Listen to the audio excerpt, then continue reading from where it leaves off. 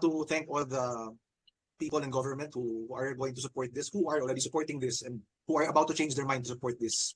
We want to thank you from the bottom of our hearts. Yung pinaglalaban ko actually, nung tinanong ko kanina kung stakeholder ako or ano yun, advocate, I'm actually both, no? I'm strongly both.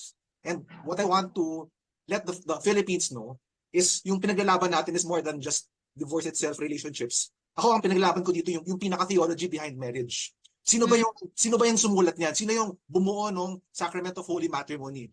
They were men who were never married, who cannot get married, diba? We don't really know what happened. But what was their basis for writing down yung mga sinundan natin? So kung titingnan natin yung pinakaugat nitong mga nagiging problema ngayon, bakit sila mag-decide kung ano nangyayari sa buhay ng mag-asawa? Kung never naman sila mag-asawa, kung never sila pwedeng mag-asawa, bakit magdidictate sila ng mga rules and regulations nila dyan sa religion nila? Na unfortunately, 90% ng mga Filipinos subject sa Catholic Church kasi yan ang kinagastan natin for the last 500 years.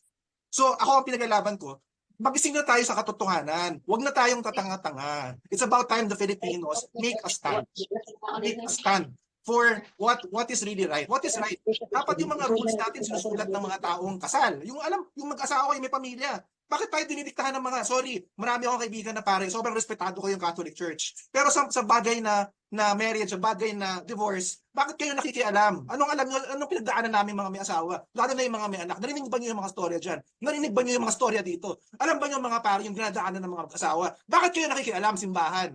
Huwag kayong makialam. Kaya kayong mga senators na boboto dito, pakinggan nyo yung taong bayan na hindi makakasira yung divorce sa mga pamilya. Ang parents ko 52 years married na. Sila pro-divorce sila pareho. Bakit? Alam nila kasi hindi lahat ng tao kasi swerte nila na tumagal yung marriage nila na gano'n. So bakit hindi bigyan ng second chance yung mga nagkamali nung una?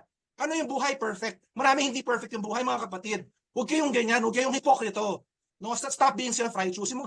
Kaya ako triggered, may nagsabi sa akin kanina, hindi ko daw minahan yung ex ko. Mali yun. Paano mo alam, parts? Nandun ka ba? Nakita mo ba? Hindi daw totoo yung panata namin. Mga hipokrito kayo, mga self-righteous kayo. Diba? Sana wag mangyari sa inyo yung mga nangyari sa amin. Ginusto pa namin yung nangyari sa amin. Siyempre kung pwede naman, hindi naman naghiwalay, diba? Hindi naman kami magdi-divorce o mag-aanal. So huwag kayong mga hipokrito, kayong mga, sorry, promise ako na magmumura, diba? Tiglatan na lang hipokrito dyan. Yun lang sa akin, ma'am.